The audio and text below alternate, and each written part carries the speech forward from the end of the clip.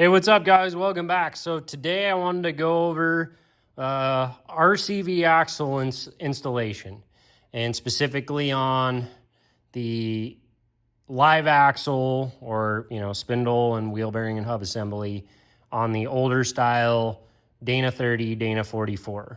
So this is going to be your axles from the 70s all the way into the 90s, but with live spindle and hub assembly. So one of the things I'm going to tell you guys first off is, if you're going to do RCVs, first of all, I think they're a great option, especially in a Dana 44, where, I've always talked about with you guys, there's two weak points on a Dana 44, the pinion and the U-joints. Those are kind of your two weak points. And what guys will do is they'll stuff chromoly in, and they'll start blowing up gear sets, and then they'll, all 44s are junk. No, they're not. You're just doing this the wrong way. So on this axle specifically, we have put the JK gear conversion in this. This is running 513 gears with an ARB air locker, and the gear set is the JK style ring and pinion, so much bigger and stronger.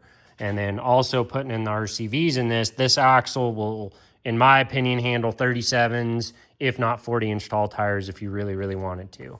I think the customers plan on running at least a 37 on it. So, but when you're going to install, back to the RCVs, when you're going to install these RCVs, one of the issues is that the boot, the bell, the RCV, whatever you want, the CV, whatever you want to call it, is too large to fit through the hole in the knuckle. Now, if you're going to run 5-lug, 5 on 5.5, what I would recommend, if you want the ease of doing this, is find yourself the, 76 to 79 Ford Dana 44 steering knuckles. Now, they're a little bit oddball with regards to, where the tie rod goes and whatnot, but at least you can put your RCVs together and they will pass through this hole.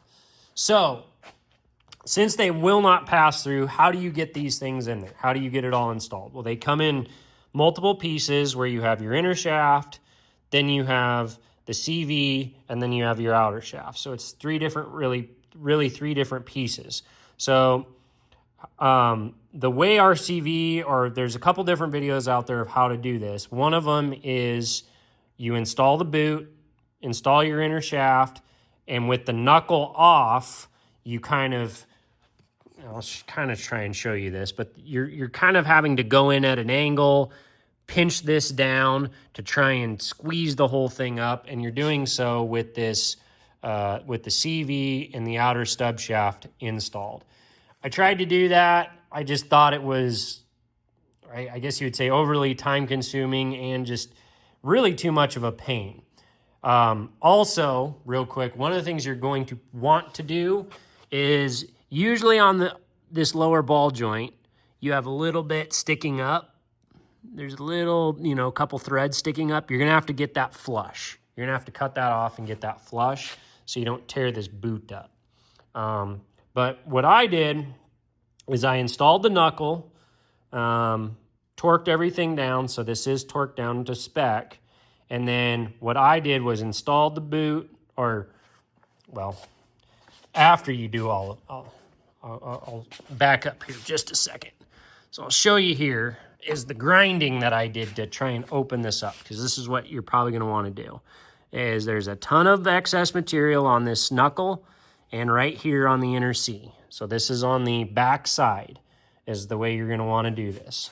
And you're going to have to get in here and grind in here to open this up, and even a little bit up here, so that this knuckle now can open way wider. I think if you measure this distance from here to right in this recess here originally, I think I've opened it up at least another 1/2 to 3/4 of an inch.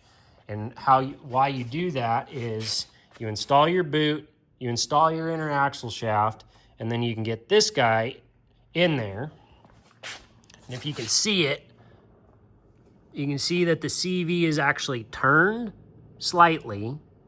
And now what you can do is get it to line up with the splines.